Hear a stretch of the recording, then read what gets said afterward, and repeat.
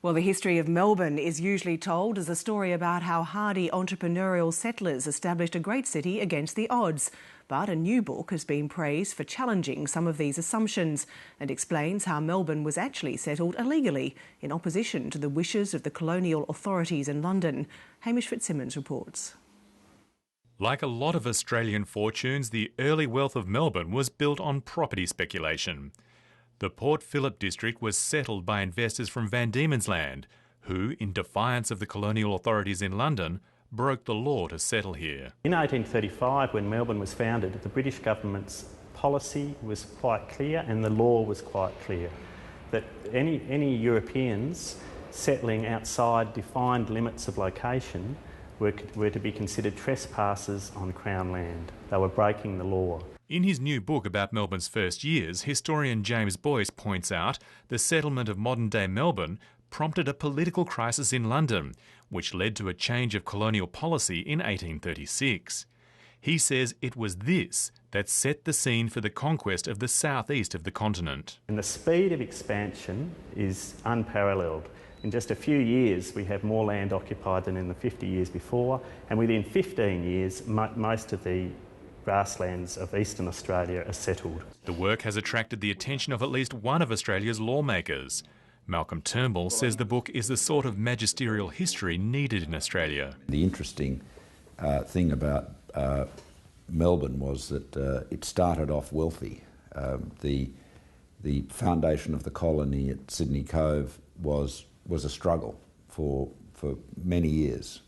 Melbourne started off prosperous because the settlers took over the pastures created by the fire-stick farming techniques of the Aborigines, just as they had done in Tasmania. And that was really what drove the move to Port Phillip. But by the 1850s, the mania striking the colony would be the desire for gold. While Melbourne has long seen itself as founded by free men and free enterprise, James Boyce says that story was written in the 1860s after the gold rush made it one of the wealthiest cities in the world. I think after the gold rushes, marvellous Melbourne wanted to tell a certain story about itself, and that story was that here it was free enterprise in defiance of government creating wealth and prosperity. The story I tell is that in fact it was overwhelmingly former convicts who were the first residents of Melbourne. John Batman was the driving force behind settling the Port Phillip district and signed a treaty with the indigenous Kulin people for their lands.